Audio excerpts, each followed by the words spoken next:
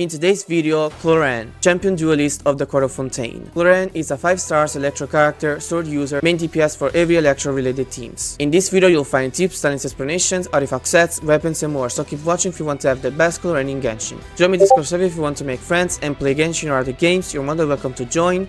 So without further ado, this is CLORINDE's character investment, and let's jump right into her active talents. With the normal attack, she performs up to 5 rapid strikes, but she doesn't use this part of her talent, so let's go ahead with her kit. With the skill, she enters the night vigil state. In this state, CLORINDE's normal attacks will be transformed into with hand pistolet attacks, and the damage dealt is converted into electro damage that cannot be overridden by infusions. While in this state, using her elemental skill will transform it into Impel the Night, which consists in performing a lunging attack dealing electro damage. This damage is considered normal attack damage, so all the damage she deals is normal attack damage, the pistols, and her lunging attack, which is really useful for us to know when we'll talk about artifacts. We also have explained these two types of hits she deals, so let's have a look at them to understand better what she does when she is in her night vigil state. The Swift Hunt hit consists in her hitting with her pistols. When her bond of life is equal to or greater than 100% of her max HP, she simply performs a pistolet shot, but when she has less than 100% of bond of life, every hit will grant her bond of life until you reach 100% of her HP. On a side note,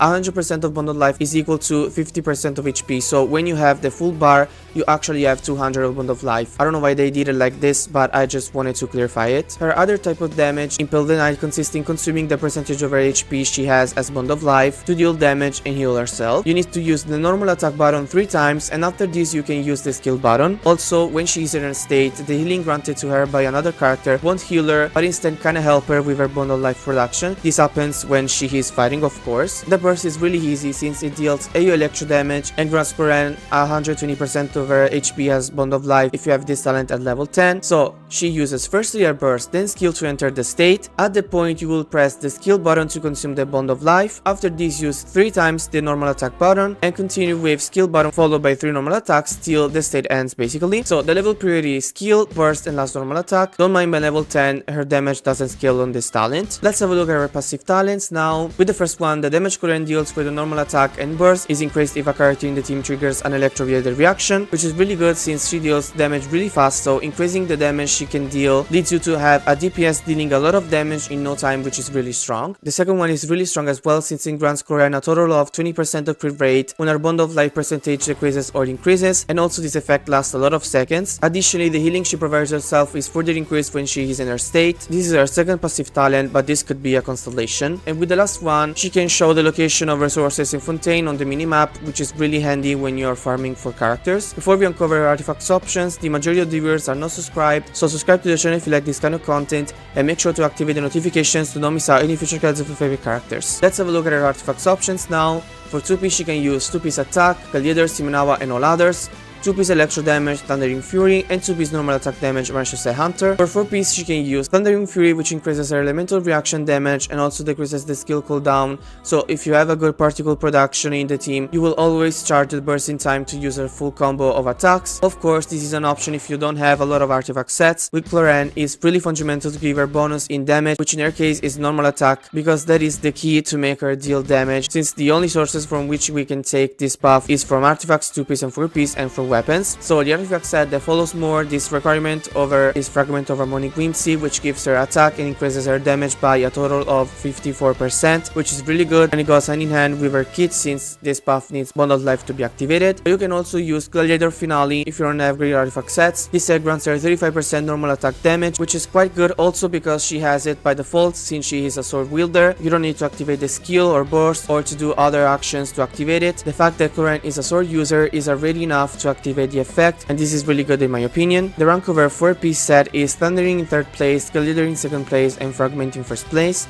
Main stats are attack on the sand, electro damage bonus on the goblet, and crit damage on the circlet, and sub stats are crit damage, attack, crit rate, and energy charge or elemental mastery. Let me know in the comments what made you pull for CLORINDE. I personally pull her for her animations. I think they are in the top of the best animations we have in Genshin so far. Let's have a look at her weapons options now. First option is Absolution, her signature weapon, which gives her a lot lot of attack and crit damage, and with the effect grants her extra crit damage and a bonus in damage of 48% in total, so really strong. Haran Japaku Futsu, which is really good for her since it increases her normal attack damage by a total of 40% and also a small bonus in elemental damage. Unfortunately, the substat is crit rate, which is a stat she gives to herself, so in case you use this, try to have peace with less crit rate rolls in the substats, and of course give her a circlet in crit damage. Lastly, Miss Pleer Reforge, which is the same as her signature, but the effect grants her elemental damage bonus by default and then increases it by the stacks you can gain while fighting, so really good for her. For first as options, we have Calamity of Eshu, which gives her a lot of attack and increases her normal attack damage and crit rate if she's shielded, so one of her team comps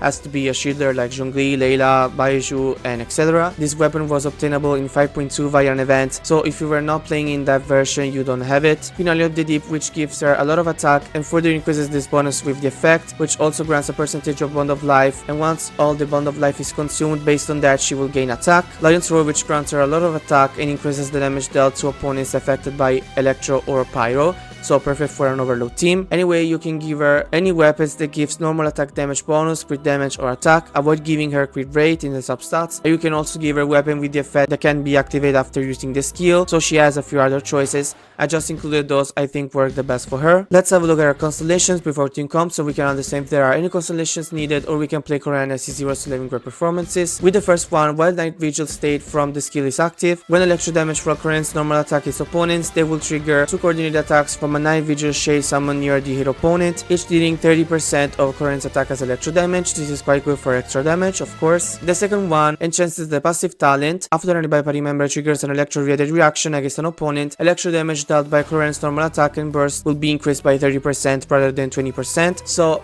at C0 she has 60% and with the C2 she has 90%, so you have an additional 30%. Also now when you have 3 stacks, CLORINDE's interruption resistance will be increased, so really good for her damage and damage pace. The third increases the level of the skill by 3, perfect. With the fourth one, when the burst deals damage to opponents, damage dealt is increased by non-CLORINDE's Bond of Life percentage.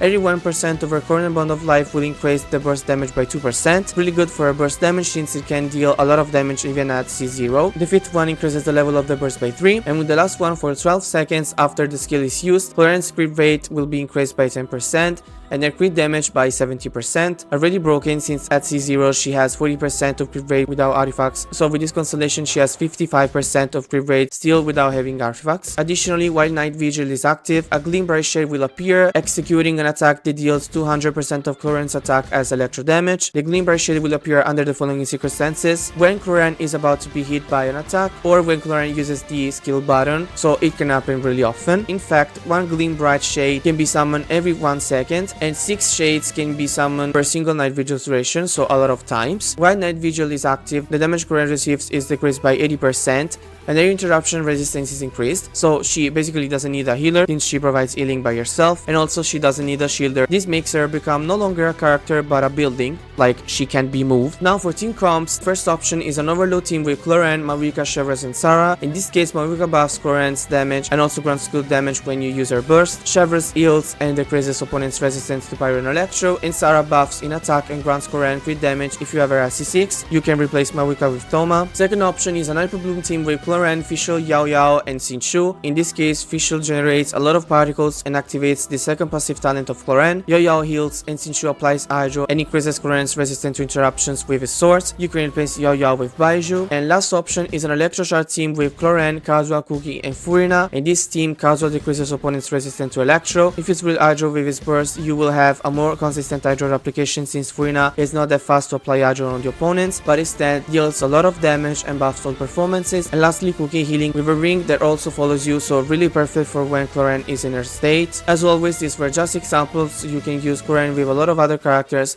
so have fun and let me know in which team you like to play her. And that's all you needed to know about our duelist CLORINDE. I hope this video came useful to you. Don't forget to leave a comment on what you think of this incredible character. I remind you to subscribe to the channel and also to my TikTok and Instagram accounts. Join my Discord server if you want to participate to the next videos, and we'll see you in the next one. Bye!